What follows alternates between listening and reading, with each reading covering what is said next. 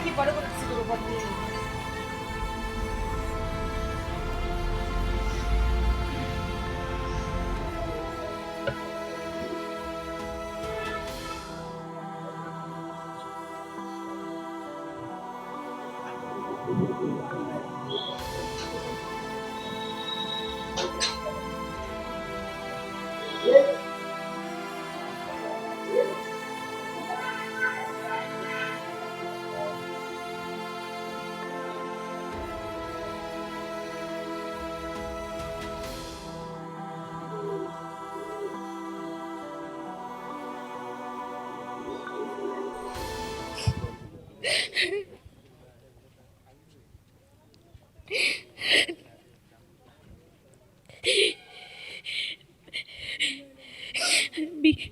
ক'ব নোৱাৰোঁ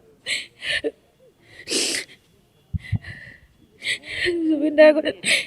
এটাই প্ৰাৰ্থনা জনাইছোঁ সদায় যাতে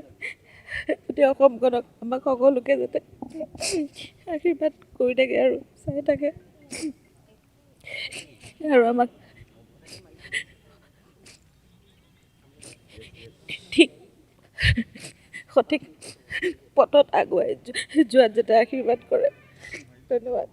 জুবিন গাৰ্গবিহীন প্ৰথমটো বহাগ উদযাপন কৰিছে ৰাজ্যবাসীয়ে চৌদিশে এক শোকাকুল পৰিৱেশ কাৰণ জুবিন গাৰ্গ নাই নাহৰৰ বতৰাৰে বহাগৰ বতৰা দিবলৈ জুবিন গাৰ্গ নাই প্ৰাণৰ শিল্পীগৰাকী নাই আৰু তাক লৈ আশাহত হৈ পৰিছে প্ৰতিগৰাকী অসমীয়া আৰু মই বৰ্তমান আজি এই গৰু বিহুৰ বিশেষ দিনটোত উপস্থিত আছোঁ প্ৰাণৰ শিল্পীৰ অন্তিম শয়নস্থলীত আৰু বিভিন্ন স্থানৰ পৰা অনুৰাগীসকল আহিছে আৰু শিল্পীগৰাকীক আজিও বা বিহুৰ বতৰতো যে তেওঁলোকে অকলশৰীয়া হ'বলৈ নিদিয়ে তাৰ নিদৰ্শন দাঙি ধৰাৰ বাবে ইতিমধ্যে আহিছে জুবলি বৰুৱাও আহিছে আৰু জুবলি বৰুৱাই ইতিমধ্যে শেষ শ্ৰদ্ধা নিবেদন কৰিছে আৰু শেষ শ্ৰদ্ধা নিবেদন কৰি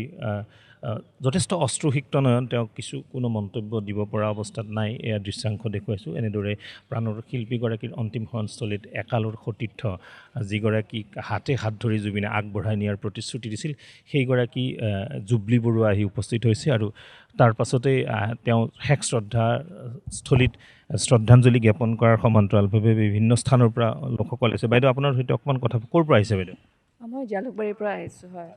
তাকে বহুত বেয়া লাগিছে ইয়াতে আহি পালেও দেখিছোঁ আৰু মানে আপোনাৰ মানে সেই বিহুৰ বতৰত যেনেকুৱা আগতে জুবিন গাৰ্গক আমি দেখিছিলোঁ গান গাই ফুৰে ষ্টেজত আমি পাওঁ কিন্তু এতিয়া আপোনাৰ এইবাৰ নাই আমাৰ বহুত বেয়া লাগিছে আৰু হয় প্ৰতিগৰাকী অসমীয়াই জুবিনবিহীনভাৱে উদযাপন কৰিছে বহাগ কিন্তু জুবিনৰ সেই চিঞৰটো যেন ক'ৰবাত হেৰাই যাব অনুভৱ নকৰিব প্ৰতিগৰাকী অসমীয়া মঞ্চত গৈ জুবিনৰ যিটো আৱেগ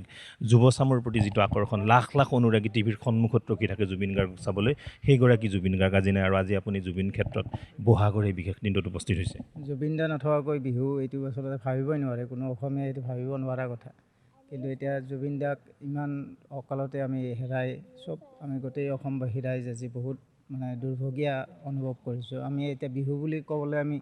কি তাৰ যিটো জুবিন দা থকা বিহু যিটো আছিল সেইটো বিহু আৰু আমি কেতিয়াও ঘূৰাই নাপাম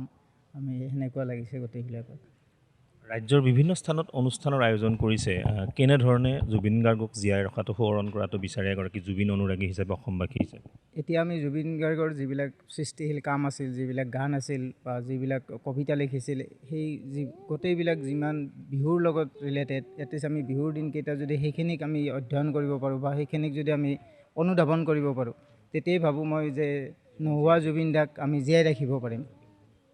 হয় নিশ্চয়কৈ আৰু এয়া অনুৰাগীৰ মন্তব্য আচলতে প্ৰতিগৰাকীয়ে বুকুৰ এটা কোণত জুবিন গাৰ্গক সাঁচি ৰাখিছে জুবিন গাৰ্গক কেতিয়াও পাহৰিব নিদিয়ে আৰু জুবিন গাৰ্গৰ শেষ শয়নস্থলীত সেয়েহে বিহুৰ বিশেষ দিনটোতো প্ৰতিগৰাকী ব্যক্তি উপস্থিত হৈছে সমান্তৰালভাৱে মই কৈছোঁ যে জুবলি বৰুৱা একালৰ সহশিল্পী তেওঁ আহি উপস্থিত হৈছে যথেষ্ট আৱেগিক হৈ পৰিছে জুবলি বৰুৱা কাৰণ জুবলি বৰুৱাই যথেষ্ট সংগীতানুষ্ঠান পৰিৱেশন কৰিছিল জুবিন গাৰ্গৰ সৈতে বহুতো জীপাল স্মৃতি আছে জুবলি বৰুৱাৰ আৰু সেয়েহে জুবলি বৰুৱা এতিয়া আচলতে কান্দি বাউলি হৈ পৰিছে আৰু এয়াই আচলতে জুবিন গাৰ্গ যিটো অদম্য সত্তা বুলি কৈছোঁ মই অসমৰ প্ৰতিগৰাকী ব্যক্তিয়ে বহাগৰ এই দিনটোত বাৰুকৈ উকা উকা অনুভৱ কৰিছে এই বহাগ বিষাদৰ বহাগলৈ পৰ্যবেক্ষিত হৈছে